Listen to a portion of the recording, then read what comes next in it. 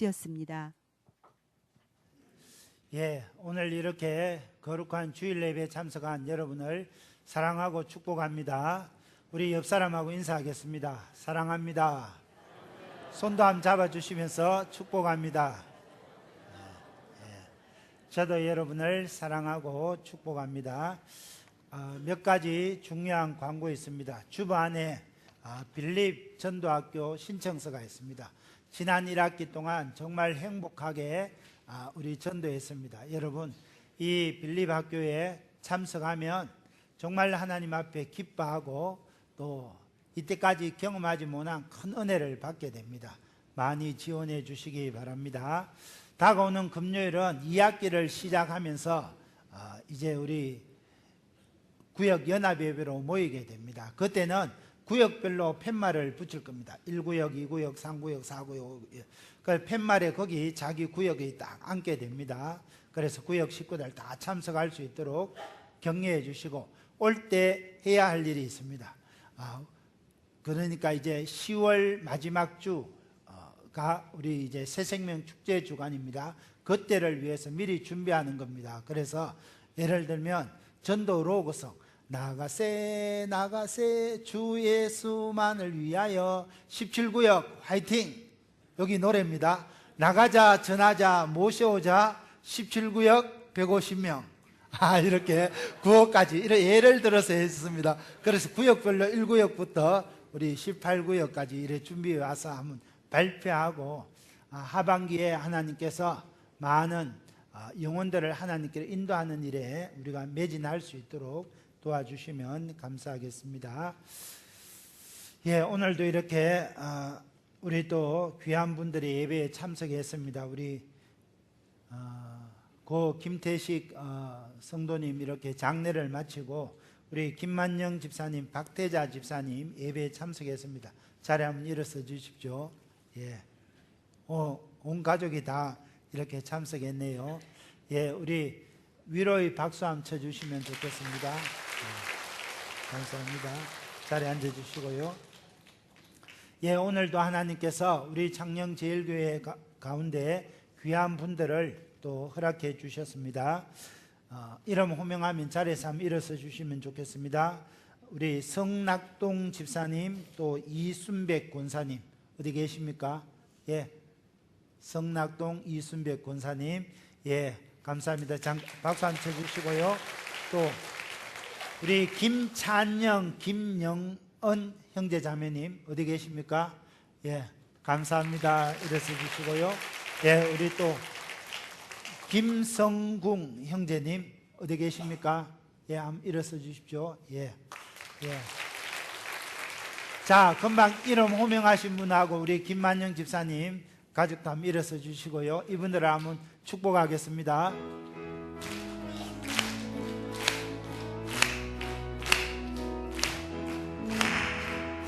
축복합니다.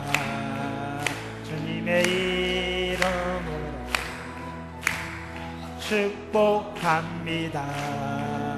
주님의 사랑으로 이곳에 모인 주의 거룩한 자녀에게 주님의 기쁨과 주님 사랑이 충만하게 넘치기를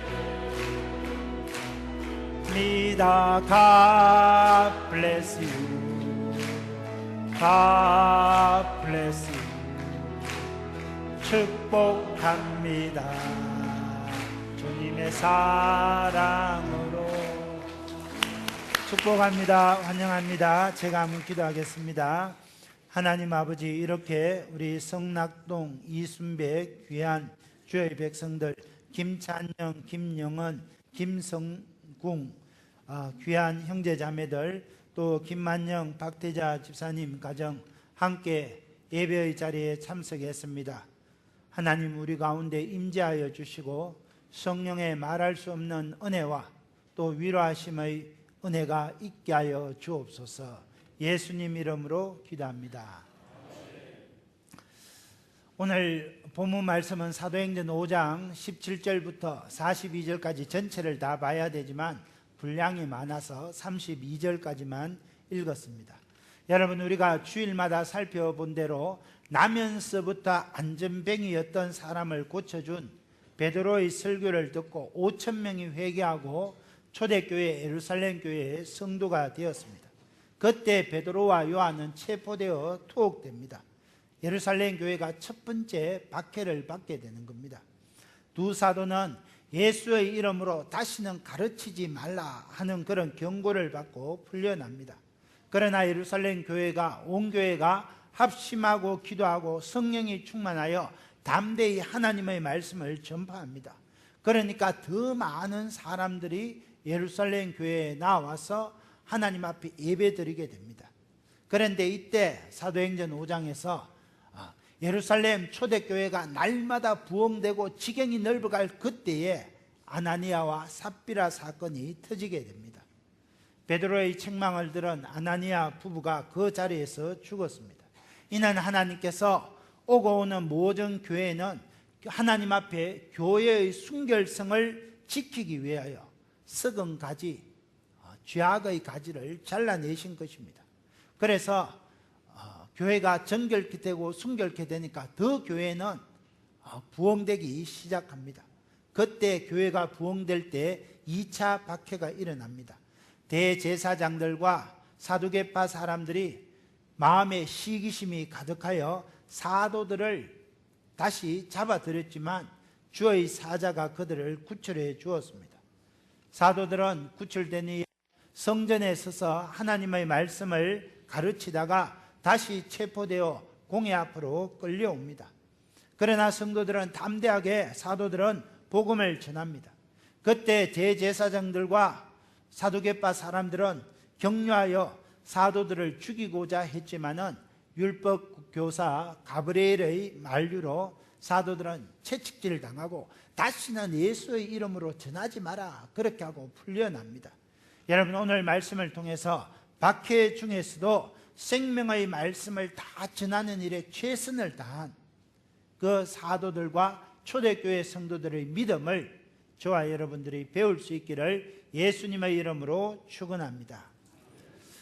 첫째, 우리가 무엇을 말해야 합니까? 생명의 말씀을 다 전해야 합니다. 17절 18절을 보십시오. 대제사장과 그와 함께 있는 사람, 즉 사두개인의 당파가 다 마음에 시기가 가득하여 일어나서 사도들을 잡아다가 옥에 가두었더니 그랬습니다. 대제사장과 그와 함께 있는 사람, 사두개파 사람들의 마음에 시기가 가득해서 일어나서 사도들을 잡아 옥에 가두었습니다. 여러분, 이 대제사장과 사두개파 사람들은 이미 일전에 베드로와 요한을 잡았다가 풀어주면서 다시는 예수의 이름으로 가르치지 말라고 엄히 경고했습니다. 그러나 그럼에도 불구하고 사도들은 계속해서 부활의 복음을 전했습니다. 수많은 사람들이 초대 예루살렘 교회에 나와서 예수님을 믿게 되었습니다. 그래서 예루살렘 교회가 점점 부흥하게 되자 대제사장들과 유대의 종교 지도자들, 사두개인들은 큰 위기를 느끼게 됩니다. 계속해서 이 예루살렘 교회를 방치해 두었다가는 자기들의 권위가 손상되고 부활이 없다고 하는 사두개파의 교리가 치명적인 손상을 입을 수밖에 없었습니다. 그래서 분노가 가득하고 마음의 시기가 일어나서 하나님의 교회를 박해합니다. 처음에는 베드로와 요한만 잡았는데 이제는 더 많은 사도들을 체포하여 옥에 가두었습니다. 그런데 그날 밤에 놀라운 일이 일어납니다. 19절 20절을 보십시오. 주의 사자가 밤에 옥문을 열고 그들을, 사도들을 끌어내고 말합니다. 가서 성전에 서서 이 생명의 말씀을 다 백성에게 말하라. 여러분, 주의 사자는 옥에서 사자들을 구해주고 난 뒤에 빨리 도망가라 이렇게 말하지 않습니다. 가서 성전에 서서 이 생명의 말씀을 다 백성에게 말하라 그랬습니다. 하나님께서 그들의 생명을 보호해 주실 것이니까 두려워하지 말고 생명의 말씀을 다 전하라는 사명감을 심어주신 것입니다. 아무리 대제사장들과 유대 종교 지도자들의 권세가 강하다 할지라도 생명의 복음을 전하는 일은 결코 중단되어서는 안 된다 하는 것을 깨우쳐 주셨습니다. 그래서 사도들은 밤에 옥에서 주의 사자가 구해 주었는데 새벽에 성전에 들어가서 하나님의 말씀을 가르칩니다. 21절 22절을 보십시오. 같이 한번 읽을까요? 시작.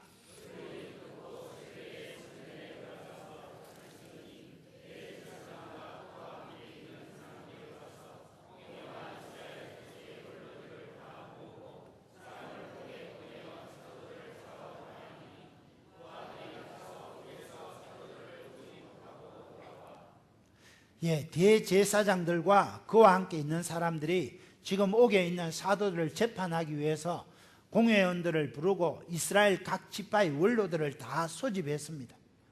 그래서 재판을 열기 위해서 이제 옥졸들에게 저 옥에 갇혀있는 예루살렘 교회의 사도들을 데리고 오너라 그렇게 말합니다. 그런데 이 부하들이 옥에 갔다가 와서는 사도들이 다 없어졌던데요 이렇게 보고합니다. 23절을 보십시오. 이르되 우리가 보니 옥은 든든하게 잠기고 지키는 사람들은 문에 서 있으되 문을 열고 본즉 그 안에는 한 사람도 없습니다.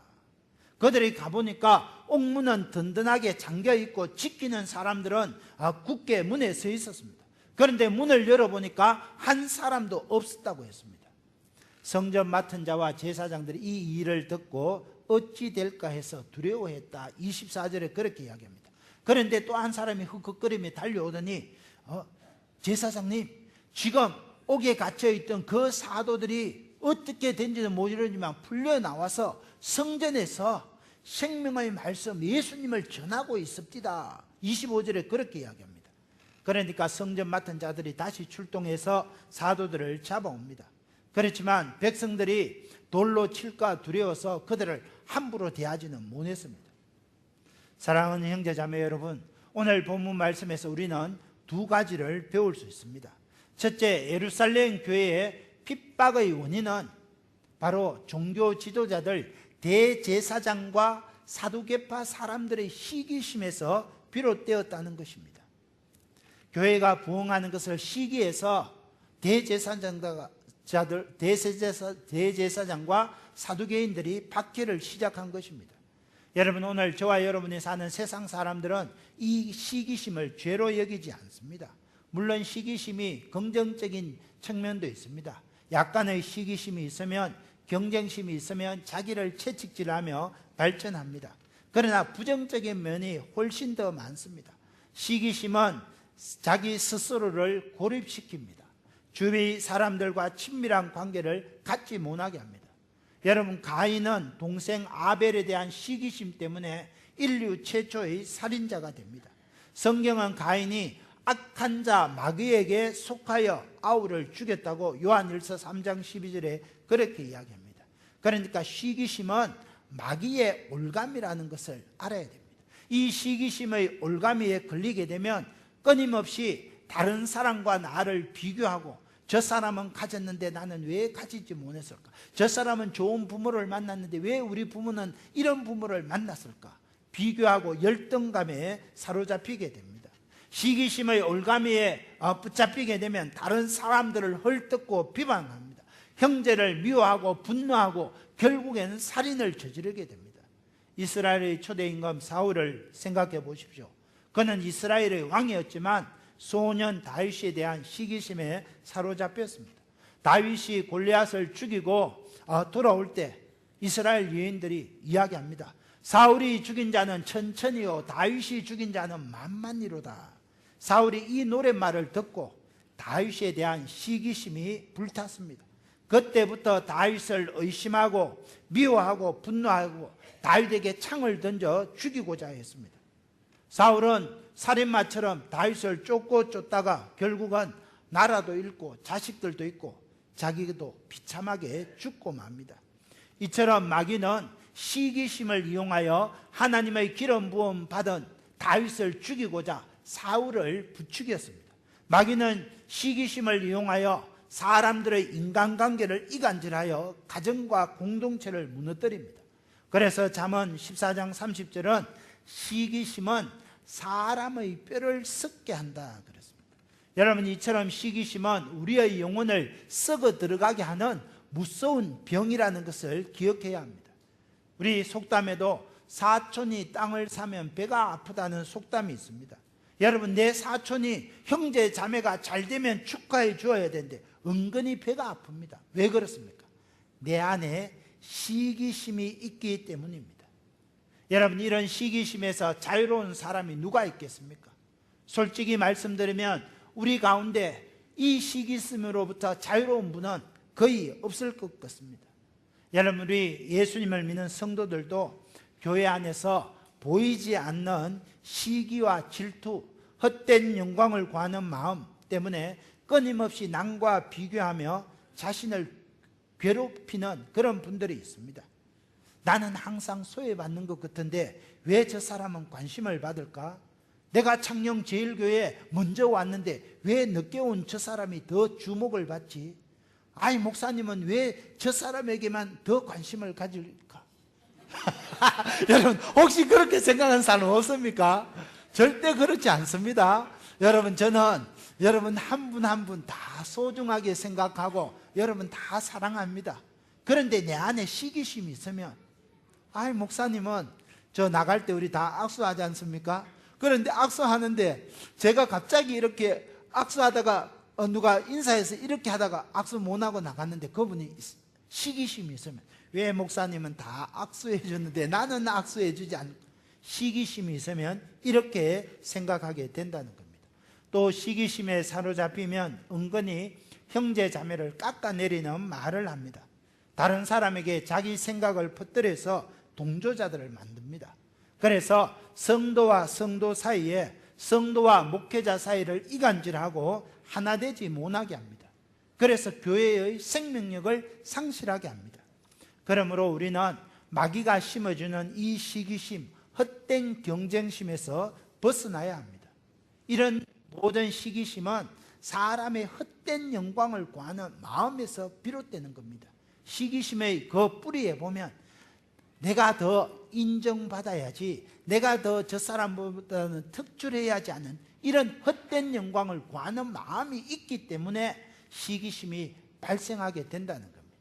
2000년 전에 대제사장들과 사두개인들이 예루살렘 교회가 막 부흥하니까 이 시기심을 참지 못해서 사도들을 가두고 죽이고자 했다는 겁니다. 또 한 가지 생각해야 될 것이 있습니다. 또 하나는 복음 전파의 시급성입니다. 하나님께서 사도들을 옥에서 풀어내시고 말씀하십니다. 너희는 가서 성전에 서서 이 생명의 말씀을 다 백성에게 전하라 그랬습니다. 이 말씀은 하나님께서 사도들의 생명을 지켜줄 테니 세상 권력자들을 두려워하지 말고 생명의 말씀으로 전하라는 것입니다. 여러분, 세상에서 생명을 살리는 일만큼 더 중요하고 시급한 일은 없습니다. 그래서 119 앰뷸런스가 신호를 무시하고 막 이렇게 지그재그로 빨리 달리는 것도 그 안에 생명을 다투는 화급한 환자가 있기 때문입니다.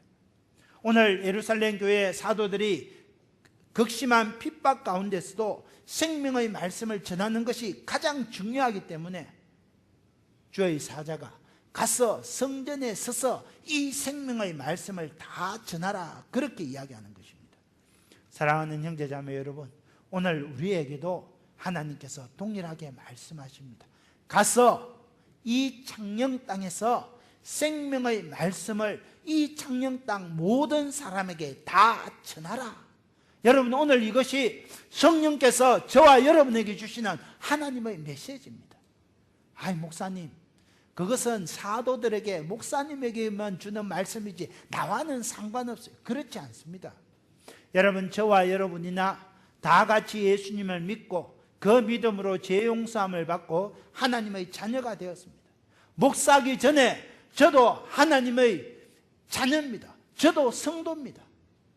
모든 성도에게 주시는 성령님의 메시지가 가서 이 창녕 땅에서 이 생명의 말씀 예수 그리스도의 복음을 다 백성에게 전하라. 이것을 오늘 우리에게 주시는 하나님의 말씀으로 받아들여야 됩니다.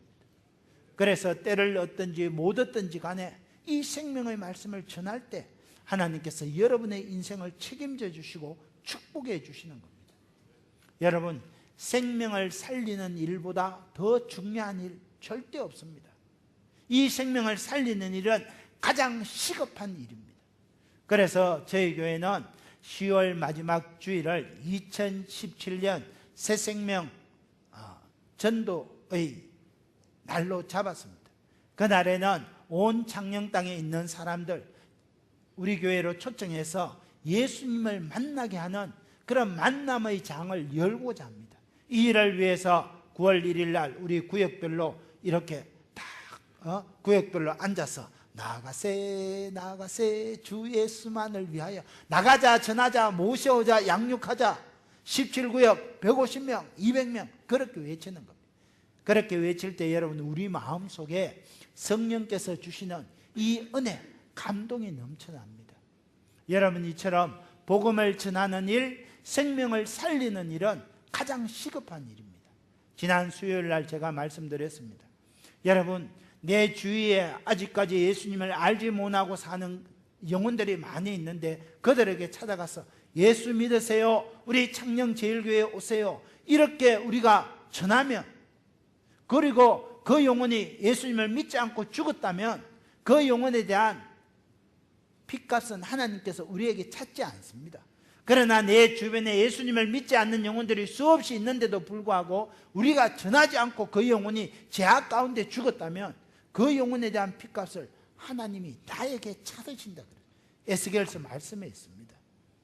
여러분 우리가 이제 2학기가 시작되면서 이 가을에 수학의 계절에 저와 여러분이 결단해서 정말 복음을 전하는 일을 생명을 살리는 일은 시급한 일이구나 이것을 깨닫고 그 일에 올인하는 매진하는 그래서 이 창녕 땅에 생명의 말씀 예수 그리스도의 복음을 다 전가하는 저와 여러분이 되시기를 예수님의 이름으로 축원합니다.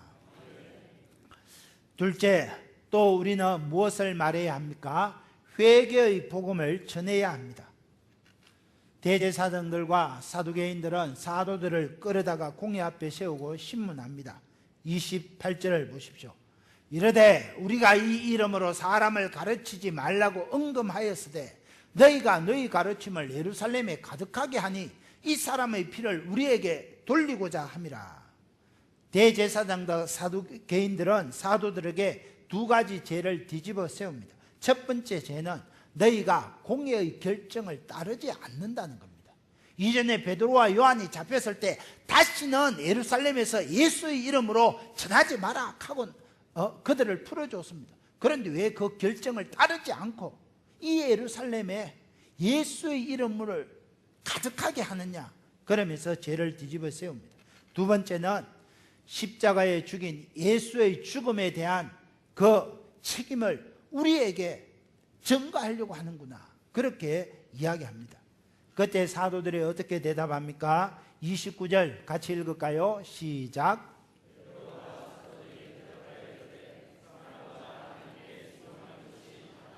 아멘.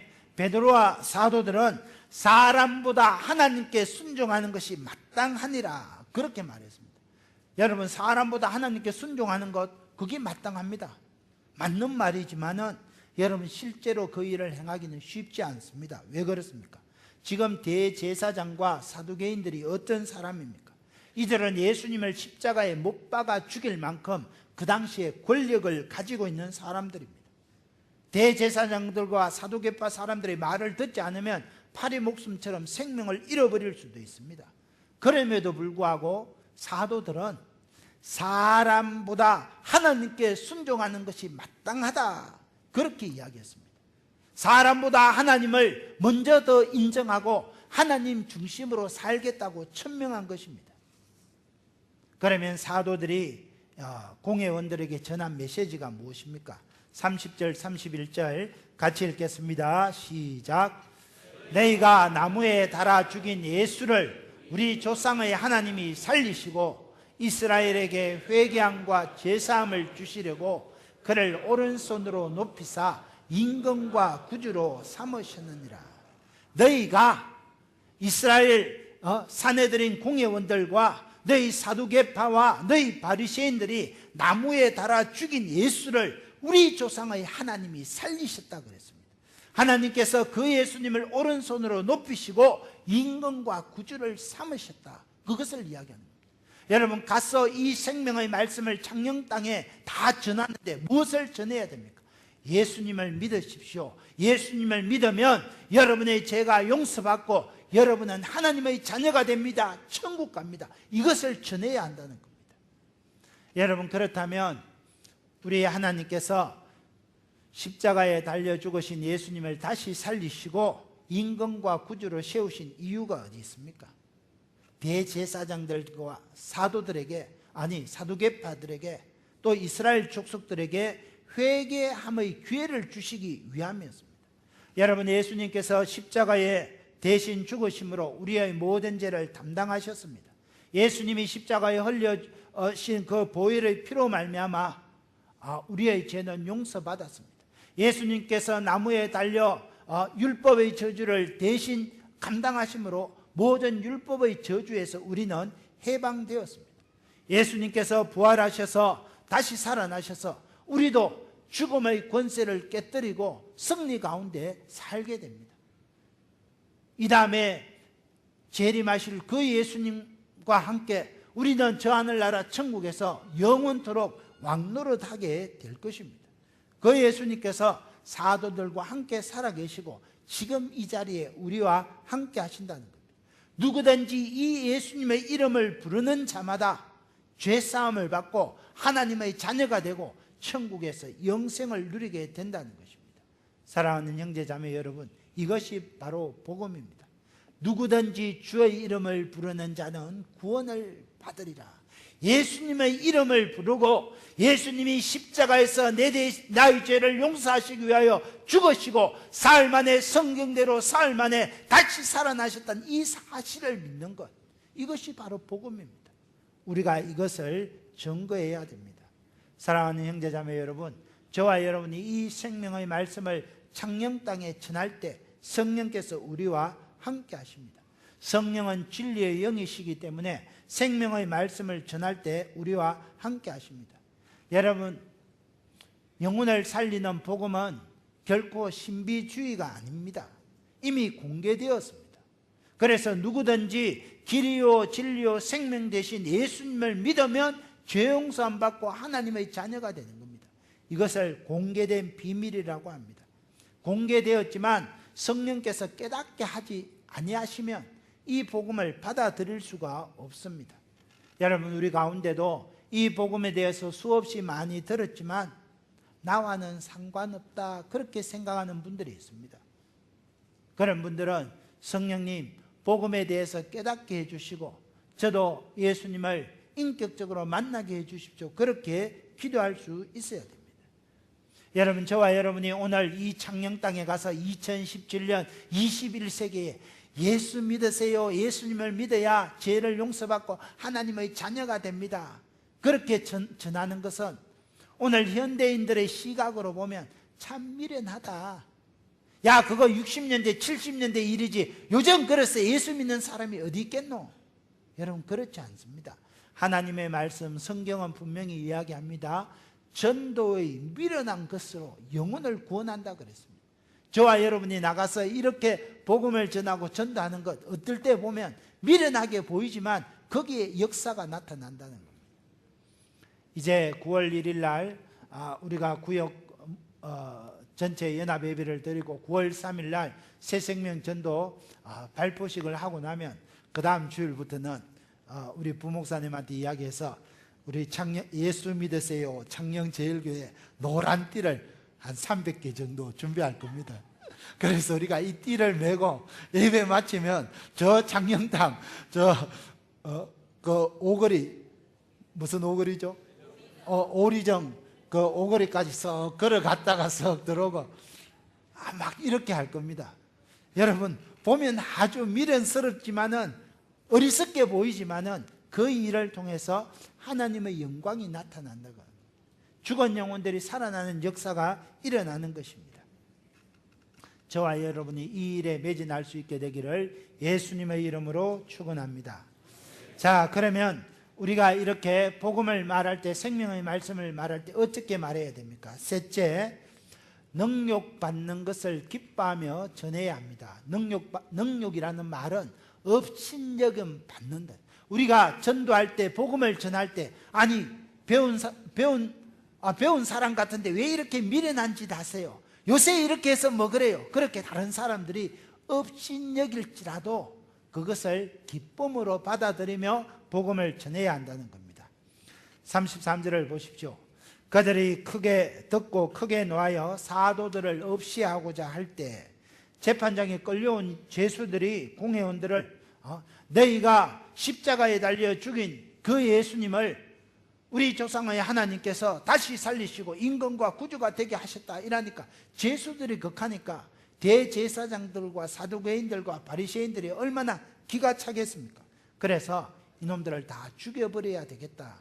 대제사장은 마음만 먹으면 얼마든지 사도들을 죽일 수 있는 권세를 가졌습니다. 그런데 그들이 원하는 뜻대로 되지 않습니다. 하나님께서 율법교사 가말리엘을 통해서 대제사장들이 이렇게 사도들을 죽이려고 하는 음모를 무너뜨립니다. 34절 35절입니다.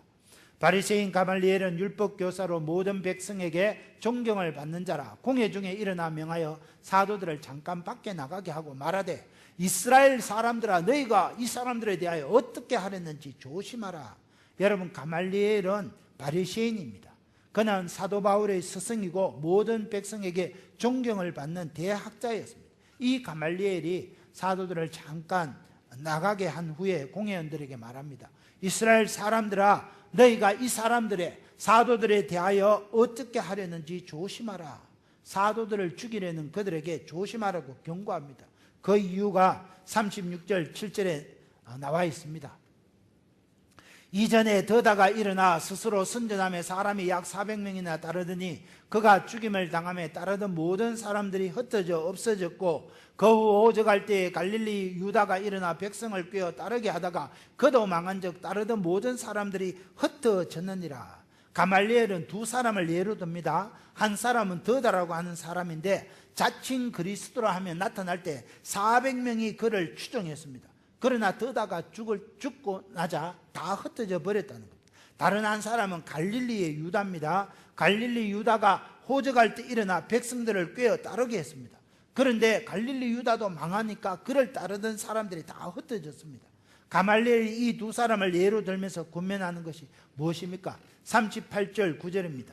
이제 내가 너에게 말하노니 이 사람들을 상관하지 말고 버려두라. 이 사상과 소행이 사람으로부터 났으면 더다나 갈릴리 유다처럼 사람으로부터 났으면 스스로 무너질 것이고 만일 하나님께로부터 났으면 너희가 그들을 무너뜨릴 수 없겠고 도리어 하나님을 대적하는 자가 될까 하노라. 사도들을 상관하지 말고 버려두라는 겁니다. 사람으로부터 났으면 스스로 망하게 될 것이고 하나님으로부터 났으면 너희들이 죽이려고 해도 죽일 수 없다는 겁니다. 결국 공회원들이 어떤 판결을 내립니까? 40절입니다. 그들이 옳게 여겨 사도들을 불러들여 채찍질을 하며 예수의 이름으로 말하는 것을 금하고 놓으니 공회원들은 가말리엘의 말을 좋게 여깁니다. 그래서 사도들을 불러들여서 야, 일전에 베드로와 요한을 붙잡을 때 다시는 예수의 이름으로 전하지 말라 했는데 왜 전해서? 그러면서 채찍질을 합니다. 40에 하나 감한 그 매를 사도들에게 채찍질을 합니다. 여러분, 이 채찍은 소가죽으로 되어 있는데 채찍 끝에 이렇게 날카로운 그런 가시들이 박혀 있습니다. 그래서 한번 탁 치면 사람의 피부에 이것이 착 박혔다가 당기면 피부채로 찢겨 나가는 그런 채찍입니다. 이것을 40에 하나 감한 매를 사도들이 맞습니다. 그러면서 가서 다시는 예수의 이름으로 말하지 마라 그럽니다. 그런데 사도들의 반응이 어떠합니까? 41절 우리 같이 읽겠습니다. 시작.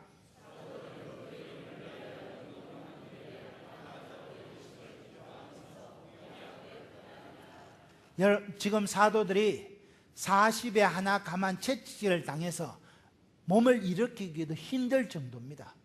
잘못하면 죽을 수도 있는 그런 정도입니다. 그런데 어떻게 이야기합니까? 사도들은 그 이름, 예수 그리스도의 이름을 위하여 능욕받는 것을 업신여김 받는 것을 합당한 자로 여기심을 기뻐하며 공의 앞을 떠났다 그랬습니다.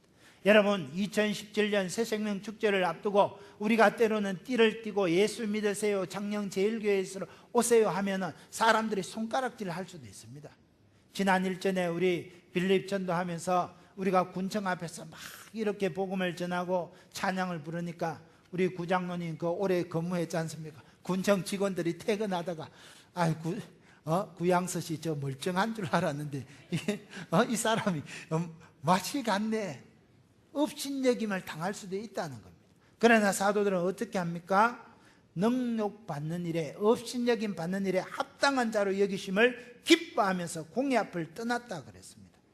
여러분, 본래 사도들은 고난받기를 싫어하고 십자가를 두려워하던 그런 사람들이었습니다.